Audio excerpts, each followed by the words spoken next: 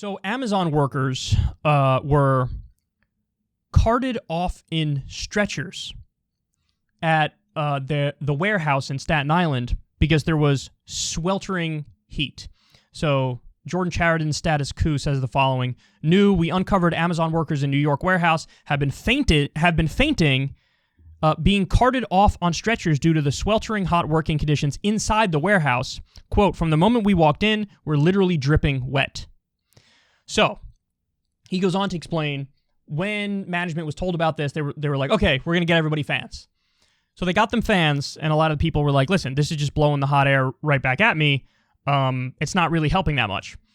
There were also issues where, wherever they would get their cooler water, it wasn't working, and so the Amazon was handing out bottles of water that who knows how long they've been in the heat because the water was cloudy and the water was hot, and so people hated that as well. Amazon, of course, is downplaying this and denying aspects of it because that's what they do. That's what they've done every step of the way when they've been called out on a variety of different things. But this is a problem that is a lot more widespread than I realized, because it's not just Amazon, it's other factories as well. Now, we talked about this a little bit on the last episode of Crystal Kyle and Friends. By the way, check out that episode. We talked to a psychedelics expert who works for MAPS, and MAPS are at the forefront of all of these studies on MDMA and psilocybin and all these psychedelic drugs, and they're studying how they help, or if they help, with anxiety, depression, PTSD, so on and so forth. So check it out. You're not going to want to miss it. And guys, by the way, the algorithm crushes us when I talk about foreign policy or drugs. That's when the algorithm crushes me the most. The most. And talking with Crystal, she's realized the exact same thing now behind the scenes at Breaking Points. Certain topics, if you touch them, the algorithm extra crushes you. I think I get screwed over with all the videos, but definitely when it comes to foreign policy and when it comes to drugs, they just don't want those videos getting out. They just don't want them getting out because I think they want to protect advertiser money, and they view it as fringe borderline stuff, and who knows what these people are saying, and we don't want people advocating for breaking the laws or whatever, and so they really de-rank us in the algorithm. So, but definitely check out that you could subscribe on Substack or for free, or pay the $5 to get the video, or just go to any of the podcast platforms to listen to that podcast, because it was phenomenal. Our guest was so good and knew all the ins and outs and all the details and what was going on with the studies and had personal experiences with psychedelics. So check that out. But anyway, I digress. We talked about this during the podcast as well, Crystal and I, when it was just us. And I want to show you this amazing video. Look at this protest that's now happening in the middle of the country at a Frito-Lay factory. This is a strike for our lives. We get no days off, 12-hour days, no time with our families, and we get no good pay. We haven't had a raise in years.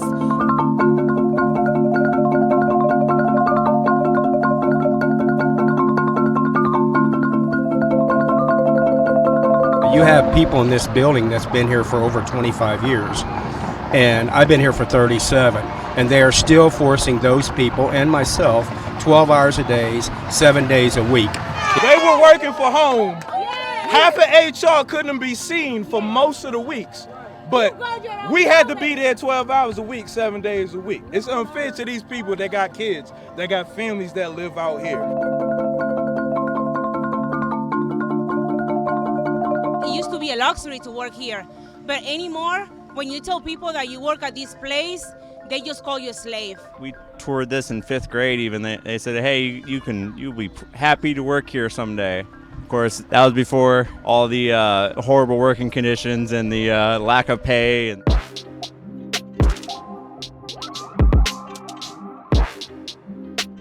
you leave at 7 p.m. and they want you back in here at 3 o'clock in the morning. That's not fair. We need time with our families. We need time with our children. People that work 7 days a week, 12-hour shifts, sometimes they have to pull suicide, which is you're off at 11 a.m., but you have to come back at 7 p.m. When we had the ice storm, we were in here, day in, day out. And all we got was some little lamps filled with kerosene to warm us up, and that didn't do anything in the warehouse. One person already had heat exhaustion, like within a day, like of the higher temperatures hitting. And this was at night. Couldn't leave the line. No one came for breaks. No one helped them out. Management said you got to keep this line going and get it back up. They ended up wheeling them out that day.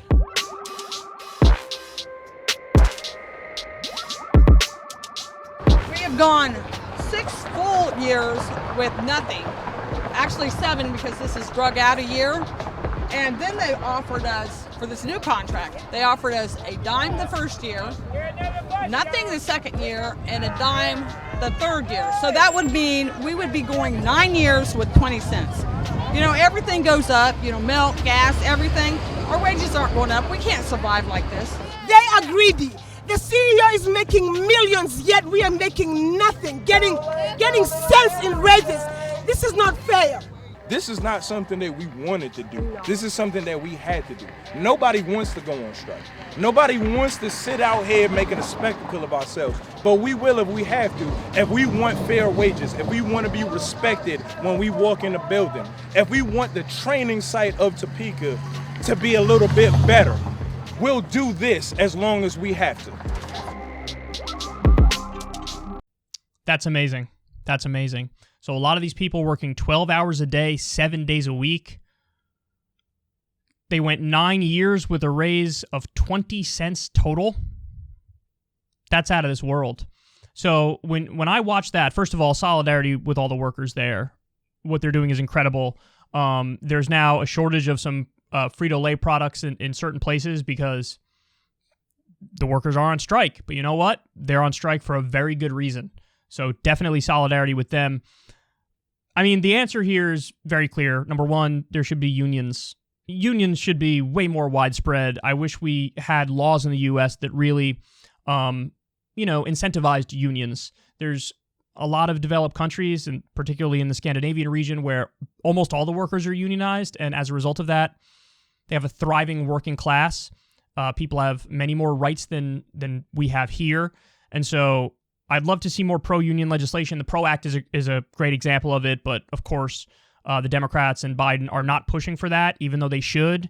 God, that would be such a game changer. In the long run, that's an even bigger change than a $15 minimum wage, by the way, the PRO Act. So I would love to see that. The other thing, as I watch this, I think we need a lot stronger rules on the number of hours you work and, amount of time that you should absolutely have off by law. More rules on and laws on overtime pay. The other thing that's huge is climate control.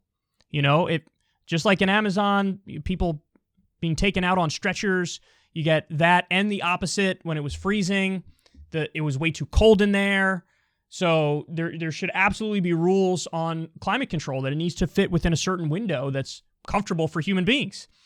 2021, we're still dealing with a lot of this stuff. And you know what, guys? If these workers fight, it's very possible that Fritos decides this is all becoming too much trouble. Now we're just going to outsource the jobs and have a factory elsewhere.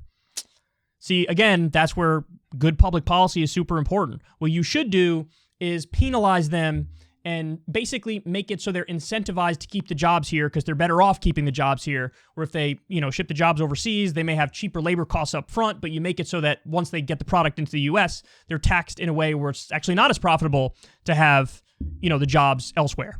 Make it more profitable for them to have it here. So, God, we're so far behind. We need to fix this, whether it's Amazon, whether it's this factory here. We need to not only have the jobs here, create the jobs here, but have reasonable rules around it.